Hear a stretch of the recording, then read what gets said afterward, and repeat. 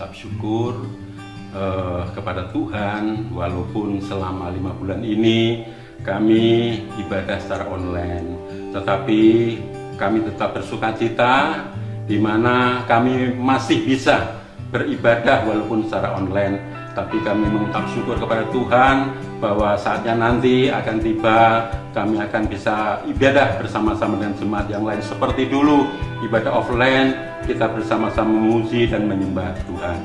Puji Tuhan, kami merasakan bahwa ibadah online yang selama ini kami ikuti selama 5 bulan ini berjalan dengan baik, walaupun kendalanya kadang-kadang saya ada sebagian bolong karena ada acara yang mendadak, jadi tidak bisa kumpul untuk mengikuti bersama. Kadang-kadang sinyal, tapi puji Tuhan mungkin bisa 70% saya bisa mengikuti ibadah secara online dan kita bisa diberkati melalui ibadah ini. Terima kasih.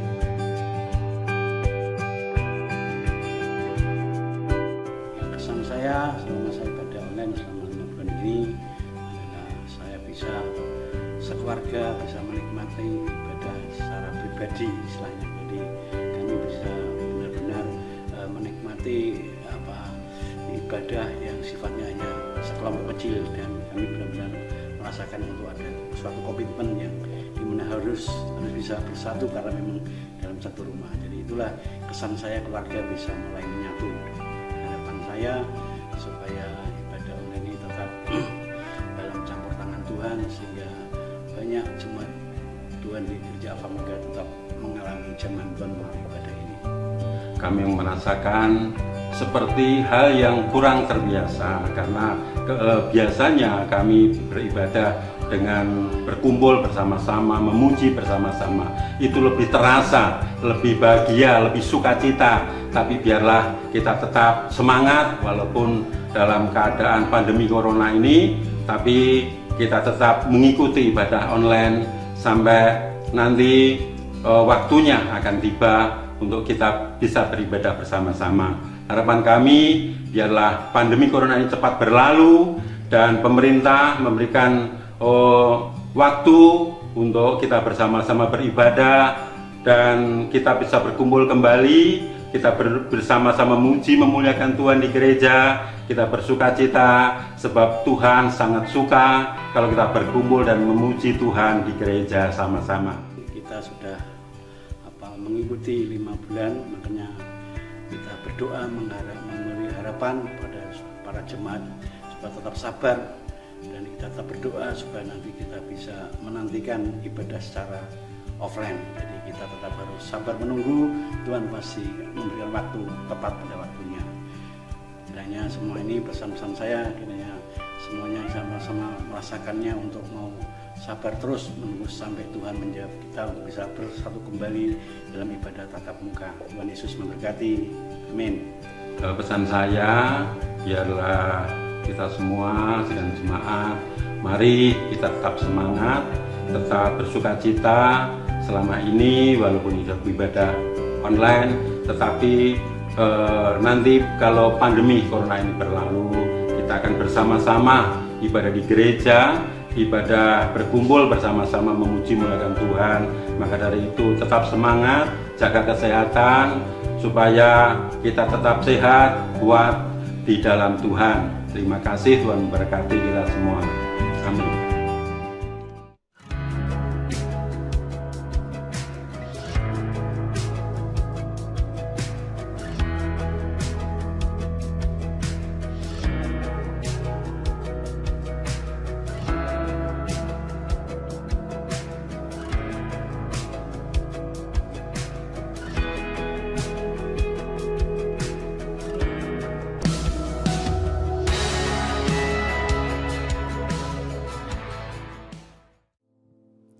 Shalom jemaat Tuhan, puji nama Tuhan kalau kita boleh kembali beribadah walaupun masih lewat online, tapi percaya bahwa Allah itu baik bagi kehidupan kita. Persiapkan hati kita untuk memuji menyembah Dia dengan kekudusan dan kasih anugerah yang daripada Tuhan. Mari kita berdoa. Sungguh kami mengucap syukur Tuhan, 1 minggu ini Tuhan Kau memelihara kehidupan kami. Engkau menaungi setiap kehidupan kami. Engkau menyertai, Engkau memberkati seluruh kehidupan kami Bapa. Kami bersyukur Tuhan buat kebaikan-Mu, kemurahan-Mu yang tidak habis-habisnya dalam kehidupan kami. Lalu sebentar Tuhan kami rindu memuji menyembah Engkau, meninggikan Engkau, mengagungkan Engkau Tuhan. Biar seluruh kehidupan kami, tubuh, jiwa, roh kami bawa untuk memuliakan nama-Mu. Terima kasih Bapa, terima kasih. Kami persembahkan ibadah ini dari awal sampai akhir ke dalam tangan kasih-Mu. Di dalam nama Yesus kami berucap syukur dan berdoa. Haleluya. Amin.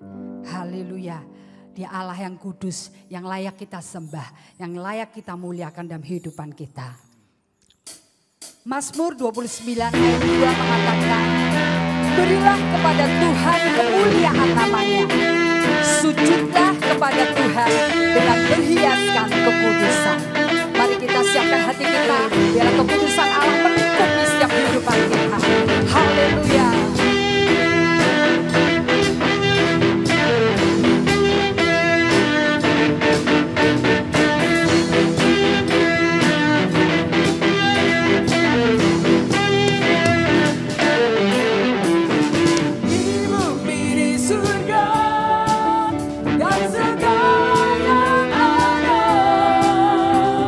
Sujud dan menyembah di hadapan-Mu.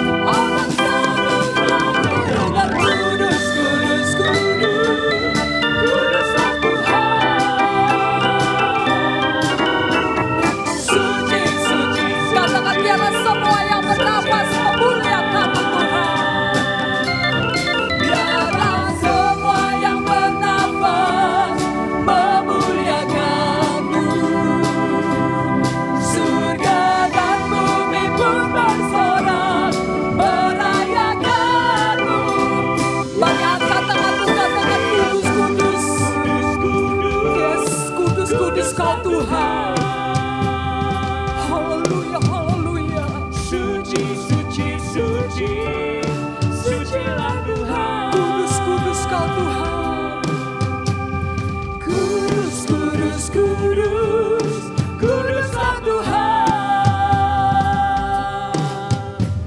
Suci, suci, suci, sucilah Tuhan. Kudus,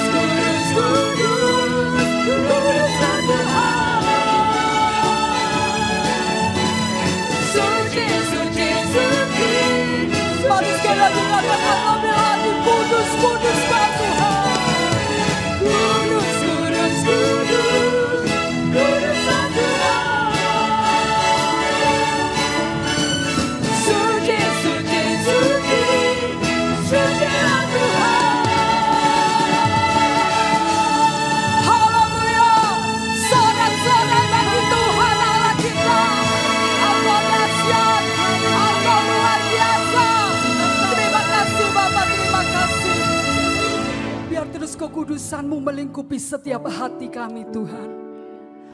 Ubah hati kami, bentuk kami, agar kami menjadi seperti yang Kau ingini dalam hidupan kami Tuhan. Terima kasih Bapak, terima kasih. Haleluya, haleluya.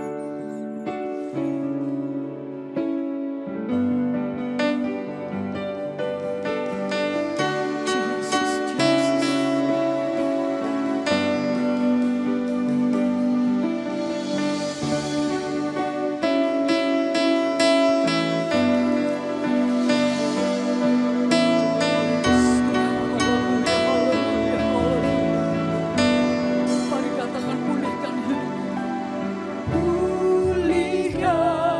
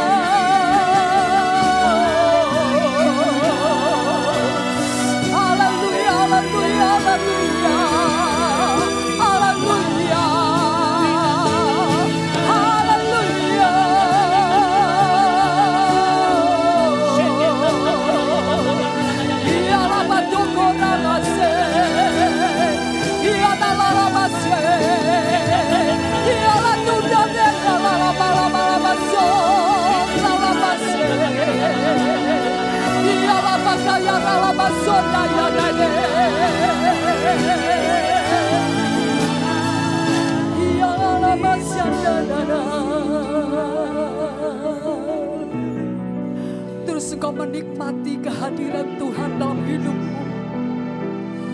Terus temukan hadiratnya di dalam hidupmu. Lahanala bokoria lama sandaya lama kaya lama sandaya. Terus bawa hidupan kami menjadi hidup yang berkenan di hadapan-Mu, Bapa. Ubah hatiku seperti hati-Mu, kudus berkenan bagi-Mu, bagaikan emas yang murni untuk hatiku selalu. Biar ku menjadi ciptaan baru, bebas dari semua yang jahat, serupa dengan gambar-Mu, sucikanku. Bila dikatakan kepada Dia, ubah setiap hatiku Tuhan. Saya serahkan kepada hamba Bapak Pendeta Frankie Wijaya. Kudus berkenan bagi-Mu, bagaikan emas yang murni untuk hatiku selalu. Biar ku menjadi ciptaan baru, bebas dari semua yang jahat, Serupa dengan gambaran-Mu, serupa dengan gambar-Mu, sucikanku. Kita berdiri bersama-sama. Mari kita tinggikan Tuhan lebih lagi. Ubah hatiku seperti hati-Mu, kudus berkenan bagi-Mu, bagaikan emas yang murni untuk hatiku selalu. Biar ku menjadi ciptaan baru, bebas dari semua yang jahat, serupa dengan gambar-Mu, sucikanku, kuduskan hatiku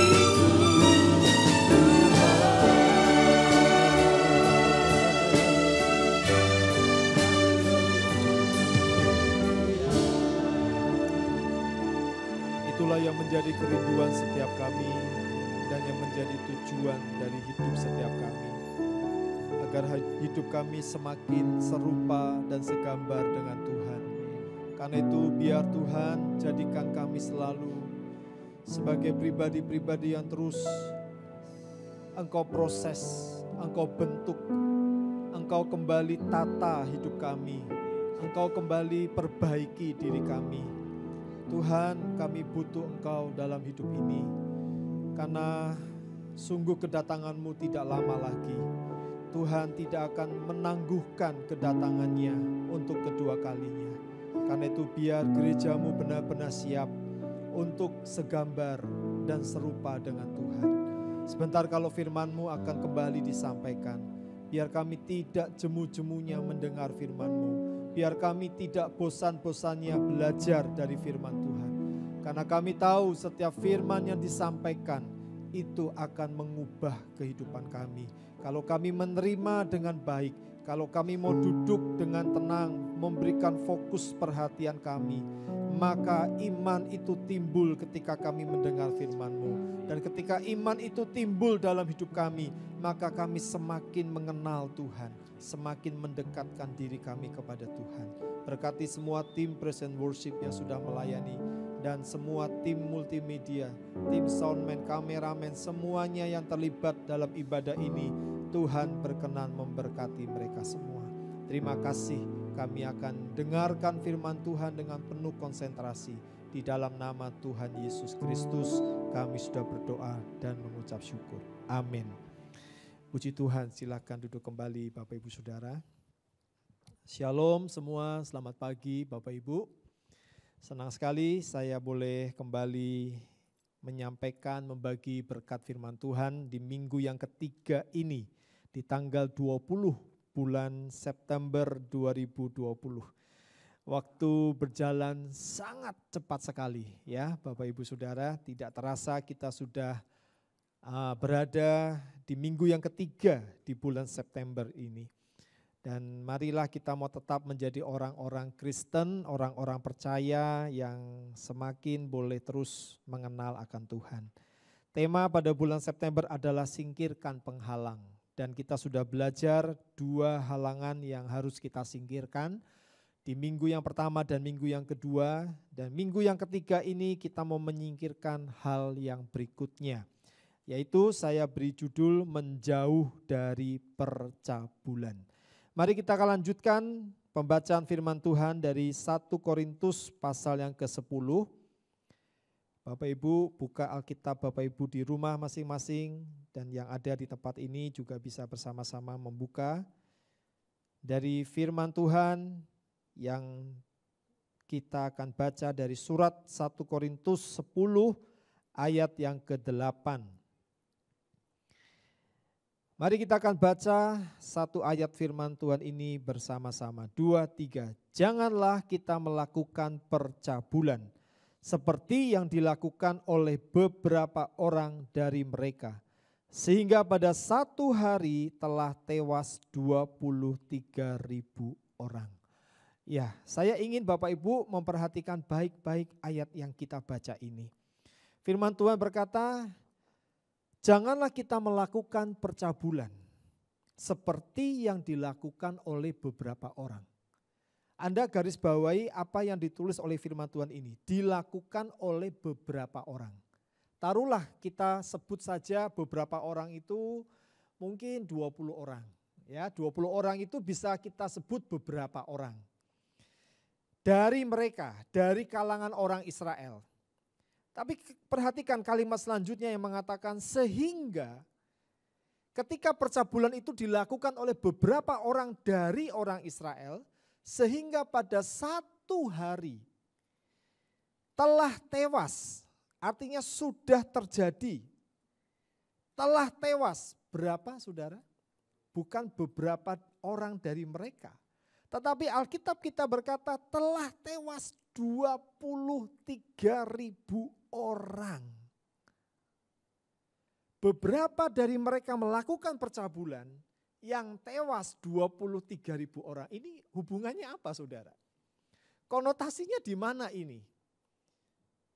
Ternyata kalau kita merenungkan baik-baik ayat ini, maka kita bisa mengambil sebuah kesimpulan. Bahwa percabulan itu seperti wabah yang menular dengan sangat cepat sekali. Yang melakukan percabulan berapa? Beberapa orang. Yang tewas berapa? 23.000 orang. 23.000 bukan 23 orang. Atau bukan sekian ratus orang. Tetapi firman Tuhan berkata 23.000 orang. Jadi percabulan itu kalau boleh kita bersama-sama katakan, itu seperti wabah yang menular dengan cepat sekali.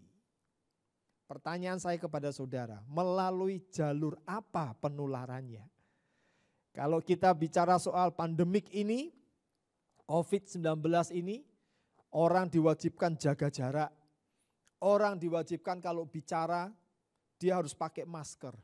Yang sakit dan yang sehat sama-sama harus pakai masker. Harus membiasakan diri sering mencuci tangan. Kemudian apa saudara? Kita harus minum dan makan makanan yang sehat dan minuman yang sehat. Jadi kenapa itu semua dilakukan? Supaya mencegah yang namanya penularan, memutus jaring dari penularan itu. Nah, kalau kita mau bicara mengenai percabulan, ayat tadi berkata beberapa orang dari mereka melakukan, tapi yang tewas 23.000 orang. Pertanyaan saya, lewat apa jalur penularannya saudara? Mari kita akan baca dari 1 Korintus pasal yang ke-5. Saudara tinggal balik saja Alkitab saudara di halaman yang lain. Di pasal yang ke-5, ayat yang ke-9 sampai yang ke-11. Saya akan bacakan bagi Bapak Ibu Saudara sekalian. Dalam suratku telah kutuliskan kepadamu, supaya kamu jangan bergaul dengan orang-orang cabul. Yang aku maksudkan bukanlah dengan semua orang cabul pada umumnya dari dunia ini. Atau dengan semua orang kikir dan penipu. Atau dengan semua penyembah berhala. Karena jika demikian kamu harus meninggalkan dunia ini. Tetapi yang kutuliskan kepada kamu ialah supaya kamu jangan bergaul dengan orang yang sekalipun menyebut dirinya saudara adalah orang cabul, kikir, penyembah berhala, pemfitnah, pemabuk atau penipu. Dengan orang yang demikian janganlah kamu sekali-kali makan bersama-sama. Lihat saudara deskripsi ayat ini yang kita sudah sama-sama baca dan perhatikan. Kalau saudara menyimak baik-baik ayat ini maka kita bisa tahu jalur penularan daripada percabulan ini lewat apa. Ternyata kalau kita perhatikan jalur penularan daripada percabulan ini adalah ketika seseorang itu makan bersama. Makan bersama ini bisa kita sebut dengan satu kata kalau bergaul. Kalau ada di dalam tempo yang lama bercakap-cakap dengan orang yang seperti itu. Kita kemudian makan bersama, setiap hari kita kumpul bersama. Maka yang terjadi adalah jalur penularan itu akan cepat diberikan. Karena itu kalau kita tahu agar kita jangan bergaul dengan orang yang demikian, yang sekalipun menyebut dirinya saudara, sekalipun di kalangan orang Kristen. Kalau kita tahu orang itu berbuat yang cabul, melakukan perbuatan yang cabul, maka kita harus physical distancing dengan orang itu. Kalau dengan pandemik aja, pemerintah mengatakan harus physical distancing, harus jaga jarak. Yang mati karena pandemik juga enggak main-main saudara, banyak. Bahkan kalau kita lihat pun yang mati karena dosa percabulan, Tuhan juga enggak eman-eman dengan jumlah 23.000 orang. Kenapa? Karena mereka tidak menjaga jarak. Mereka bergaul dengan sesama saudara. Ketika mereka melakukan percabulan, mereka ikut di dalamnya. Karena itu 1 Korintus 15, Anda buka kembali halaman selanjutnya. 1 Korintus 15 ayat yang ke-33 berkata apa saudara?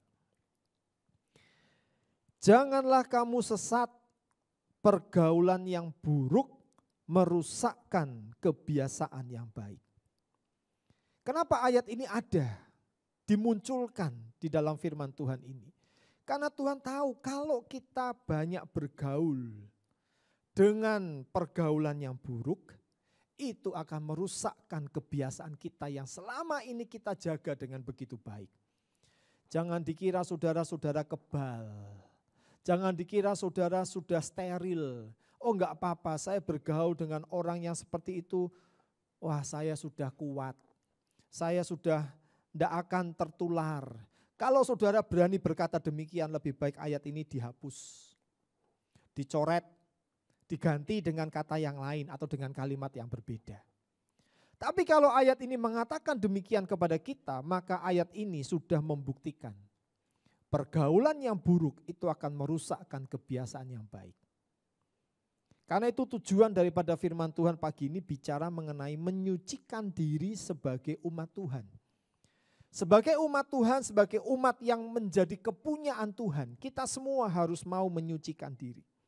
Menyucikan artinya kita harus memisahkan diri kita. Coba dibuka Wahyu pasal 18. Apa yang Tuhan perintahkan di dalam Wahyu pasal 18 ini Bapak Ibu Saudara? Ayat yang ketiga dan ayat yang keempat. Anda perhatikan baik-baik dua ayat ini. Firman Tuhan berkata, karena semua bangsa telah minum dari anggur hawa nafsu cabulnya. Dan raja-raja di bumi telah berbuat cabul dengan dia. Dan pedagang-pedagang di bumi telah menjadi kaya oleh kelimpahan hawa nafsunya. Ayat 4, perhatikan ini. Lalu aku mendengar suara lain dari sorga. Aku ini Yohanes yang ada di Pulau Patmos. Dan dia mendengar suara lain dari sorga. Kalau sudah dikatakan dari sorga, itu berarti ada yang bicara dari sana. Dan siapa yang bicara? Bukan malaikat. Yang bicara tentu Tuhan sendiri. Makanya dikatakan di sini, di dalam ayat yang keempat, pergilah kamu, hai umatku, pergilah daripadanya, supaya kamu jangan mengambil bagian dalam dosa-dosanya, dan supaya kamu jangan turut ditimpa malapetaka-malapetakanya. Tuhan itu begitu sayang dengan umatnya. Tuhan tidak ingin melihat umatnya ditimpa dengan malapetaka-malapetaka. Bahkan ikut mengambil bagian dalam dosa-dosa orang-orang kebanyakan di dalam dunia ini yang melakukan percabulan. Karena itu Tuhan bilang apa dalam ayat ini? Pergilah kamu. Hai umatku, pergilah daripadanya, jangan dekat, jangan bergaul, jangan ingin tahu, jangan ingin mendekat, tapi kita harus keluar, pergi dari yang tidak kudus, agar kita jangan kena yang namanya hukuman. Jadi kalau saudara berkata saya ini umat Tuhan, saya ini umat kepunyaan Tuhan, saya ini umat yang sudah Tuhan pilih, Tuhan jadikan sebagai umat kesayangan Tuhan, maka konsekuensinya adalah saudara dan saya, kita semua harus menyucikan diri kita. Harus berani berpisah sekalipun dengan orang yang menyebut dirinya saudara. Kalau dia melakukan percabulan terus-menerus dalam hidupnya, hidup di dalam ketidakbenaran, kita harus berani memisahkan diri kita. Mari kita akan baca di dalam Bilangan 25. Kita akan lihat Bilangan 25 ayat 1 sampai yang ke-18.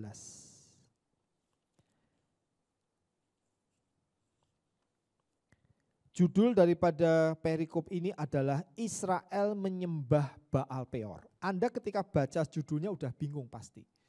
Israel siapa? Bangsa pilihan Tuhan, umat kesayangan Tuhan. Tapi menyembah Baal Peor. Loh ini siapa Baal Peor ini saudara? Apakah ini nama Allah yang lain? Apakah ini nama Yehova yang lain, Baal Peor? Anda akan lihat Israel, umat kesayangan Tuhan, mereka menyembah Baal Peor. Baal sesembahan perempuan-perempuan Moab. Orang Moab itu disembah oleh Israel. Bayangkan saudara. Apa yang dilakukan bangsa ini, kalau saudara baca di ayat pertama. Sementara Israel tinggal di Sitim, mulailah bangsa itu berjinah dengan perempuan-perempuan Moab.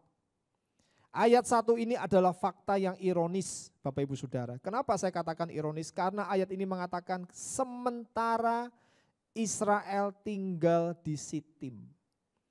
Sitim itu adalah tempat terakhir sebelum mereka nyebrang sungai Yordan. Jadi kalau boleh saya gambarkan, saya berdiri di tempat ini boleh dikatakan saya berada di Sitim. Sungai Yordan itu ada di depan saya. Kemudian setelah itu saya bisa melihat yang namanya tanah perjanjian. Jadi sebenarnya tinggal selangkah lagi saya melangkah, menyeberang sungai Yordan, maka saya sampai di tanah perjanjian.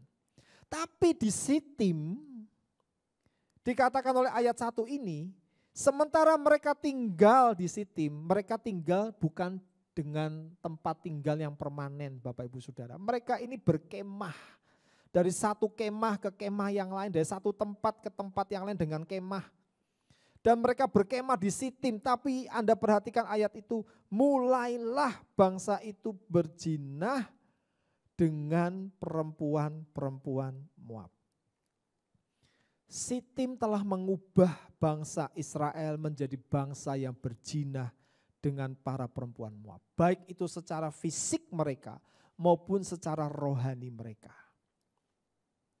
Waktu saya renungkan ayat ini Bapak Ibu Saudara, maka kita harus berkata kepada Tuhan, Tuhan, bukankah masing-masing kami tidak tahu kapan kami akan tiba di Sitim, dalam tanda kutip. Ya, seperti halnya orang Israel, mereka sudah tiba di Sitim, sebentar lagi nyebrang, lalu mereka sampai di tanah perjanjian. Masing-masing kita nggak ada yang tahu kapan kita akan tiba di Sitim. Sekali lagi Sitim dalam arti tanda petik. Karena ketika kita sudah tiba waktunya ada di Sitim, maka kita masuk surga, kan begitu saudara.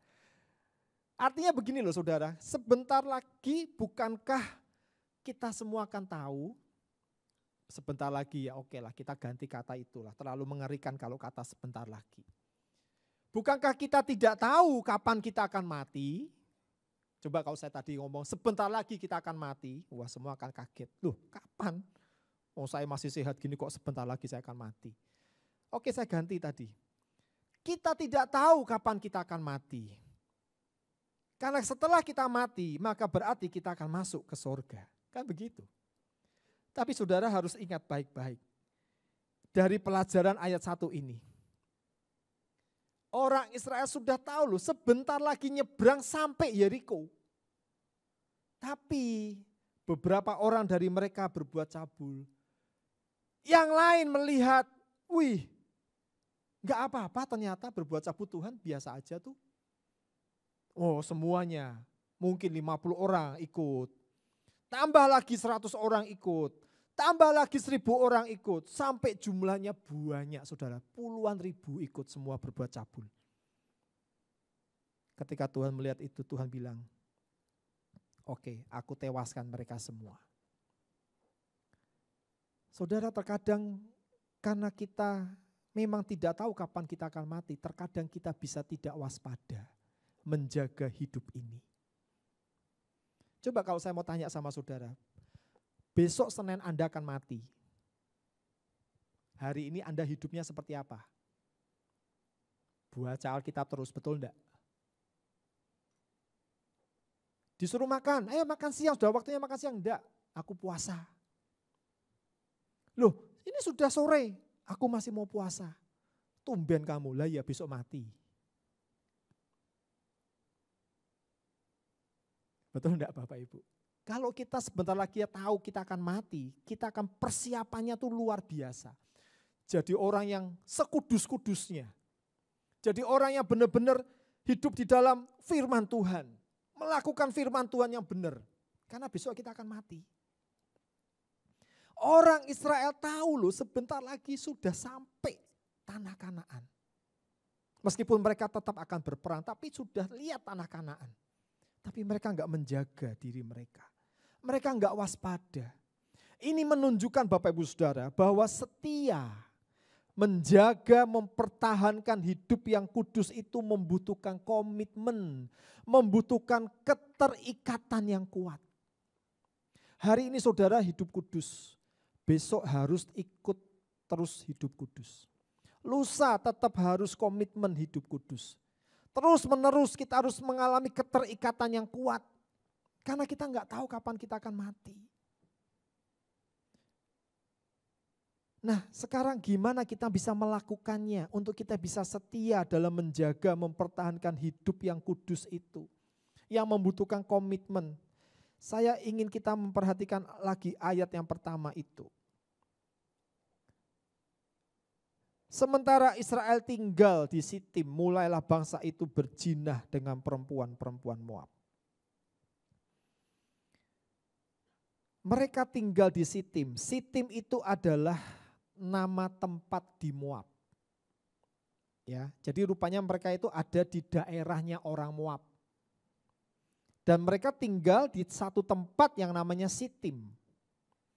Tapi rupanya saudara, karena mereka tinggal di daerah Moab, perempuan-perempuan Moab mereka bisa lihat, ya kan? Namanya mereka masih punya mata, namanya mereka sehat semuanya.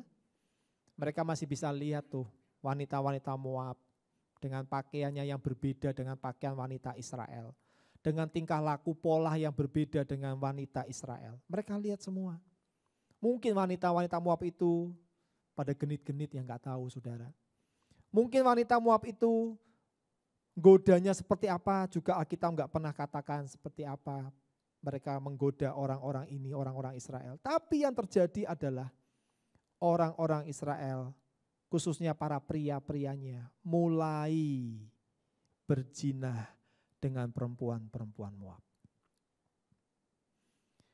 Mereka ketika tinggal di Sitim mengalami yang namanya godaan. Karena itu saya berkata godaan itu bisa terjadi di mana saja. Godaan bisa terjadi kapan saja, menimpa siapa saja. Ulangi saudara, godaan bisa terjadi di mana saja, kapan saja, siapa saja bisa kena, menimpa siapa saja. Oh, bisa menimpa siapa saja. Bisa di mana saja, bisa kapan saja.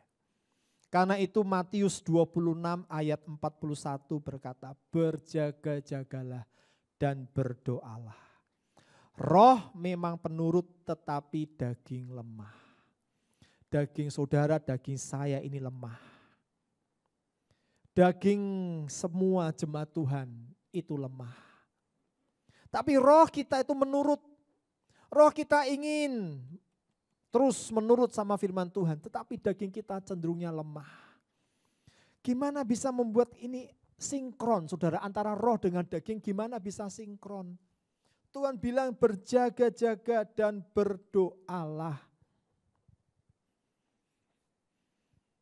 Kalau saudara memang tahu, Anda kumpul dengan orang-orang yang seperti itu, melakukan banyak kegiatan percabulan, Anda harus jaga jarak dengan mereka. Itu artinya Anda berjaga-jaga sambil Anda berdoa supaya orang itu enggak terus goda Anda untuk ikut dengan tindakan-tindakan mereka. Terkadang orang-orang demikian ngajak kita saudara, ayo toh Allah, sebentar aja kamu nemeni saya, kenapa sih kamu kok sok suci? Kenapa kamu jadi orang Kristen sekarang aneh? Bapak Ibu Saudara, kita harus berjaga-jaga dan berdoa. 1 Petrus 5 ayat 8 dan 9 berkata, sadarlah dan berjaga-jagalah. Lawanmu si iblis itu berjalan seperti apa saudara? Singa yang mengaum-ngaum. Saya pernah ngomong itu di Ayak di tempat ini mungkin tahun yang lalu. Kita enggak lihat singanya di mana. Yang ngaum-ngaum itu di mana kita enggak lihat. Saudara bisa enggak lihat singa yang ngaum-ngaum dalam bentuk rupa iblis itu? Enggak lihat, kita enggak lihat.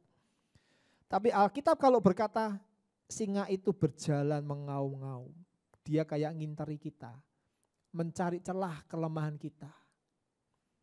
Ketika kita lemah, dia akan menerkam kita.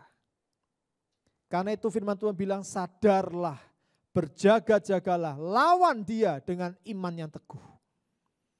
Anda harus punya iman yang kuat. Anda harus punya iman yang kokoh, iman yang teguh. Ini yang pertama, jangan lengah. Saudara dan saya kita harus menjadi orang-orang yang jangan lengah. Kalau mau menjaga yang namanya kekudusan, mempertahankan hidup yang kudus, membutuhkan komitmen, maka jangan sampai lengah. Karena godaan itu bisa terjadi di mana saja, kapan saja, dan menimpa siapa saja. Yang kedua, ayat yang ke-10. Firman Tuhan berkata begini, Tuhan berfirman kepada Musa, Pinehas, anak Eliasar, anak Imam Harun, telah menyurutkan murkaku daripada orang Israel. Oleh karena ia begitu giat membela kehormatanku di tengah-tengah mereka, sehingga tidaklah kuhabisi orang Israel dalam cemburuku. Anda perhatikan ayat itu.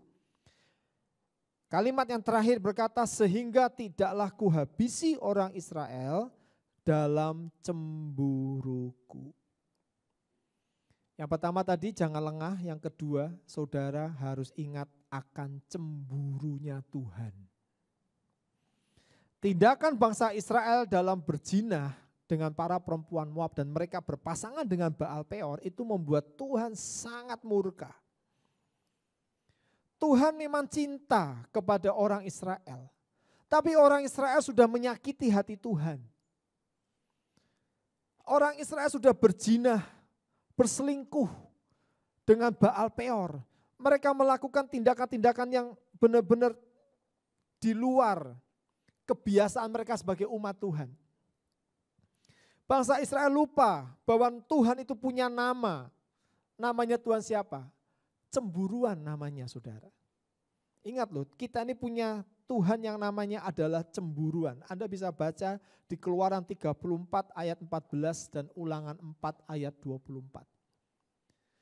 Kalau orang Israel seandainya ingat, nama Tuhan kita itu cemburuan. Saya mau tanya, kira-kira mereka tega enggak saudara? Melakukan yang namanya percabulan atau menyembah Baal Peor itu. Bisa saja mereka akan, jangan deh kita enggak boleh melakukan ini. Tuhan kita itu cemburuan, jangan.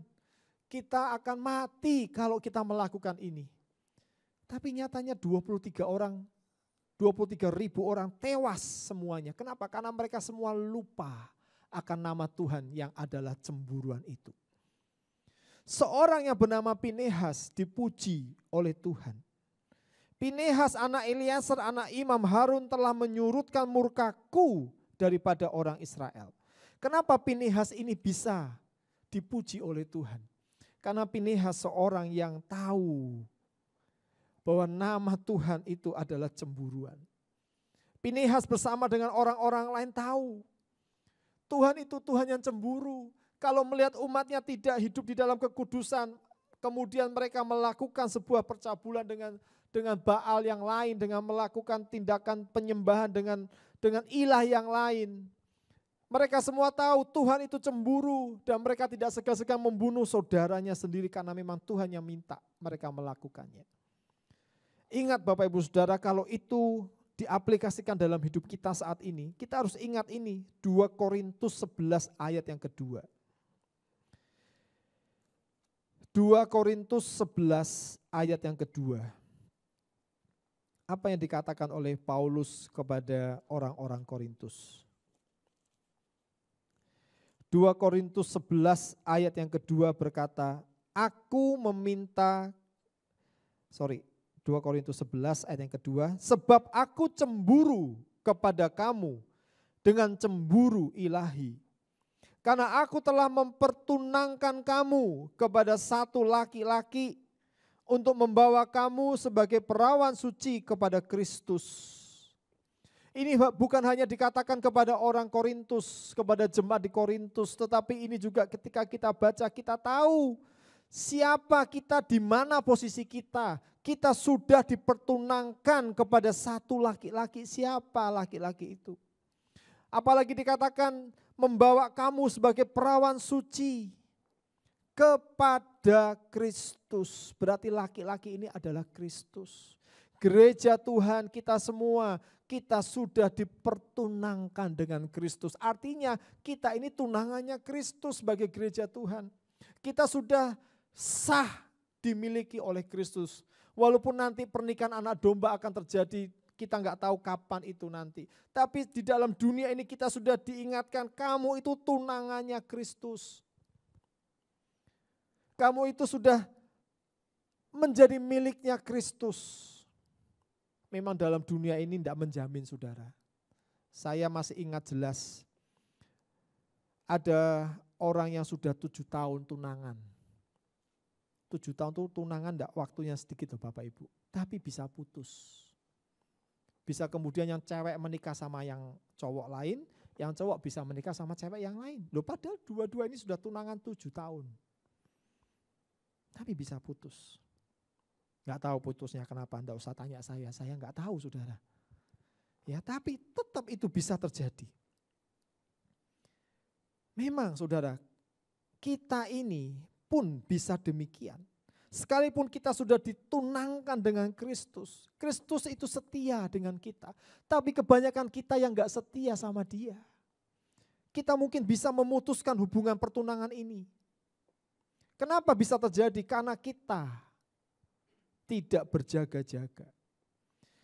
Kolose 3 ayat 5 mengatakan apa?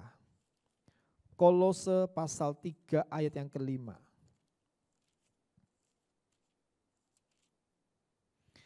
Karena itu, matikanlah dalam dirimu segala sesuatu yang duniawi, yaitu percabulan, kenajisan, hawa nafsu, nafsu jahat, dan juga keserakan yang sama dengan penyembahan berhala.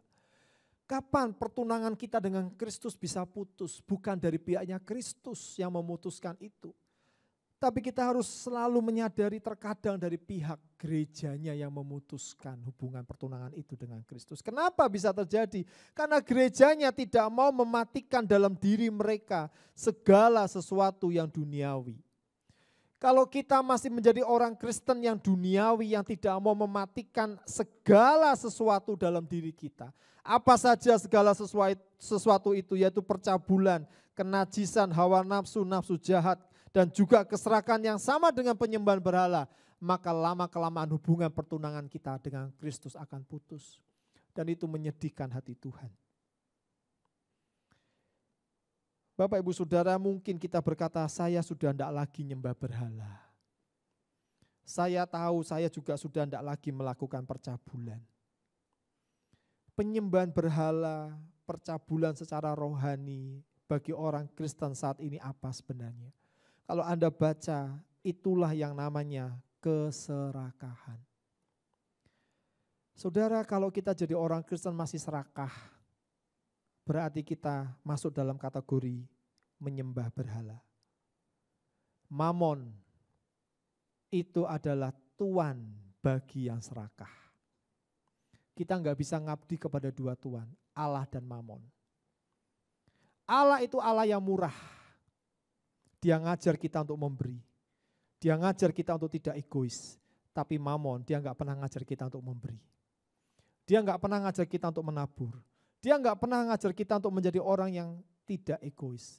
Mamon selalu mengajar kita, kalau kamu punya duit, simpen buat dirimu sendiri. Urusannya apa kamu dengan orang lain, itu duit-duitmu sendiri. Biar orang lain susah, kamu senang. Itu Mamon. Keserakahan. Ingin lebih lagi, ingin dapat yang lebih lagi demi sebuah kekayaan yang besar. Bapak Ibu Saudara, dewasa ini banyak daripada orang-orang yang seperti itu. Terjebak di dalam penyembahan berhala, yaitu keserakahan. Karena itu marilah pada hari ini Bapak Ibu Saudara, kalau Tuhan sudah ingatkan kita lewat bangsa Israel, jangan kita bergaul dengan orang-orang yang cabul secara fisik. Itu enggak boleh. Dengan mereka yang serakah pun, kalau boleh saya tambahkan, itu pun juga enggak boleh.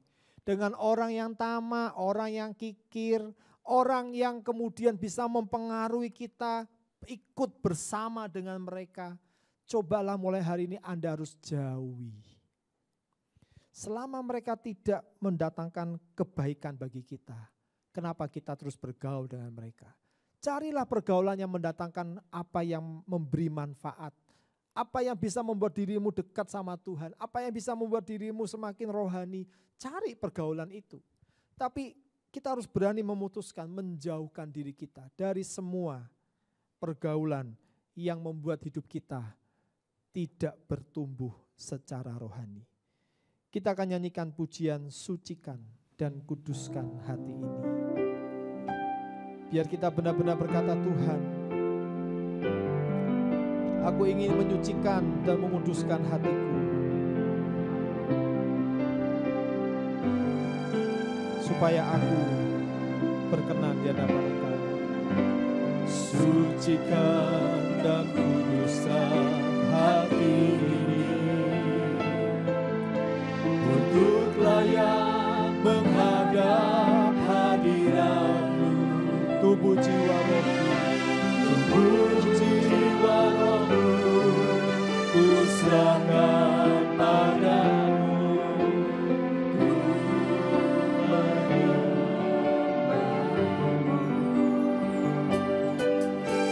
Tinggikan nama-Mu ya Tuhan, muliakan nama-Mu ya Tuhan. Tiada lain seperti Engkau, ya Allahku, besar kuasa-Mu. Tiada lain, tiada lain seperti Engkau, ya Allahku, besar kuasa-Mu. Musik akan nyanyikan lagu ini. Ingat Bapak Ibu Saudara, pergaulan yang buruk itu merusakkan kebiasaan yang baik. Dengan kata lain, pergaulan yang buruk itu penularannya begitu cepat.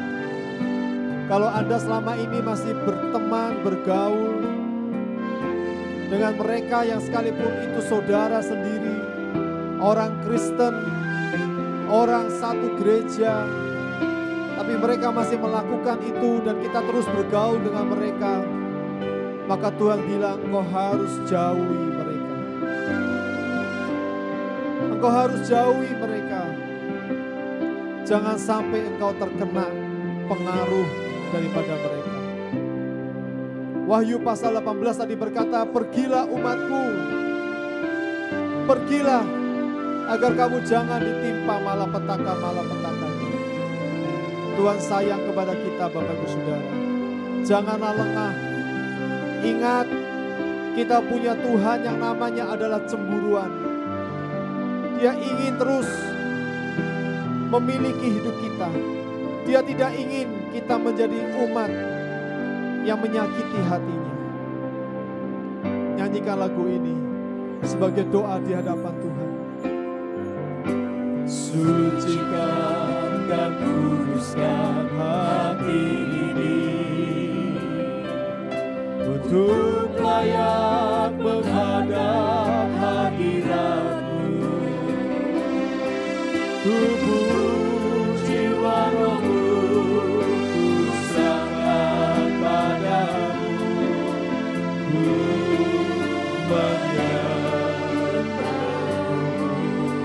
tinggikan nama-Mu, tinggikan nama-Mu ya Tuhan. Mulialah nama-Mu ya Tuhan. Tiada lain seperti Engkau ya Allahku, besar kuasa-Mu.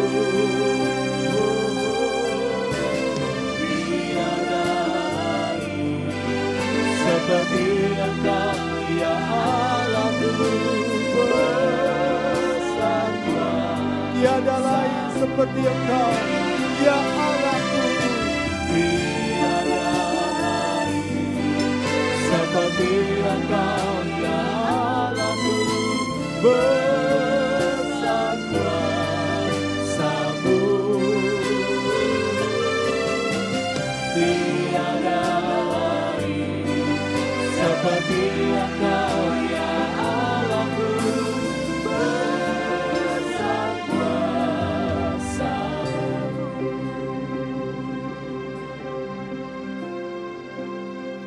Biar kami menundukkan diri kami di hadapan Tuhan pagi ini. Tuhan yang sudah mengingatkan kepada setiap kami bahwa kami harus menjauhi orang-orang yang melakukan tindakan-tindakan yang menyakiti hati Tuhan. tindakan-tindakan yang membawa kami menjadi orang-orang yang akan memutuskan hubungan pertunangan kami dengan Kristus. Tuhan, tolonglah kami agar kami benar-benar mengerti bahwa Engkau begitu sayang dan cinta kepada kami. Engkau tidak ingin hubungan pertunangan Engkau dengan kami terputus gara-gara kami tidak mau menuruti firman Tuhan. Pagi ini biar kami mengambil sikap yang benar, sikap yang radikal. Kami mau komitmen menjaga kekudusan hidup kami.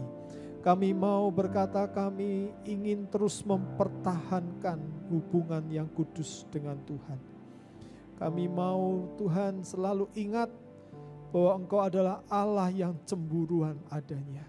Dan kami harus menghormati Tuhan yang sudah menebus hidup kami, yang sudah membayar dengan lunas hidup kami, dan yang kelak akan membawa kepada kami satu agenda yang megah, yaitu pernikahan anak domba yang luar biasa itu.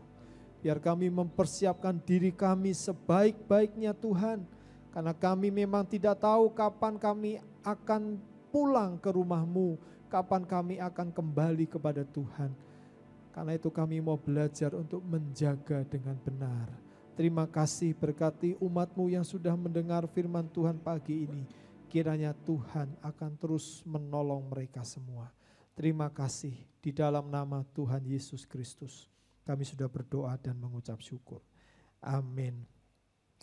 Ya Bapak Ibu, kita sudah mendengar firman Tuhan pagi ini dan sebentar kita akan menyelesaikan ibadah online. Sebelumnya mari kita akan nyanyikan pujian kita, segala pujian, hormat dan syukur, lalu kita akan menerima doa berkat. Minggu depan kita masih akan melakukan ibadah online dan kita akan mendengarkan firman Tuhan tentang tema yang sama dan apa yang keempat yang harus kita singkirkan dalam hidup kita sebagai penghalang-penghalang itu agar kita bisa terus berlomba dalam perlombaan yang diwajibkan Tuhan. Mari kita akan nyanyikan lagu ini, kita akan berdiri bersama-sama.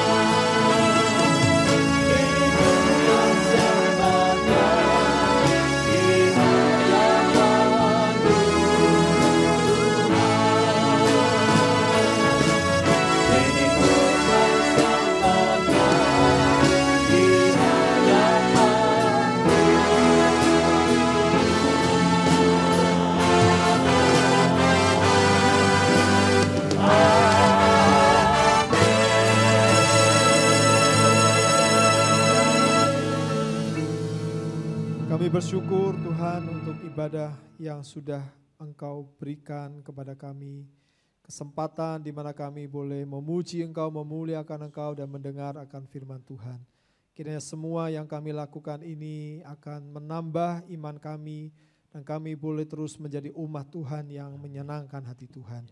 Nah sekarang Bapak Ibu Saudara, terimalah berkat dari Allah Bapa kita yang ada di sorga, kasih sayang dari Tuhan kita Yesus Kristus dan persekutuan dengan Roh Kudus Tuhan memberkati engkau dan melindungi engkau. Tuhan menyinari engkau dengan wajah-Nya dan memberikan kepadamu damai sejahtera. Tuhan menghadapkan wajah-Nya kepadamu dan memberikan kepada kau kasih karunia-Nya. Terima berkat-Nya yang terbaik ini, dan biarlah dalam 1 minggu ini engkau benar-benar boleh melakukan kebenaran firman Tuhan, dan Tuhan akan menunjukkan kasih-Nya, berkat-Nya, dan hal-hal yang indah dalam kehidupanmu. Terima berkat ini dengan iman di dalam nama Tuhan Yesus Kristus. Amin.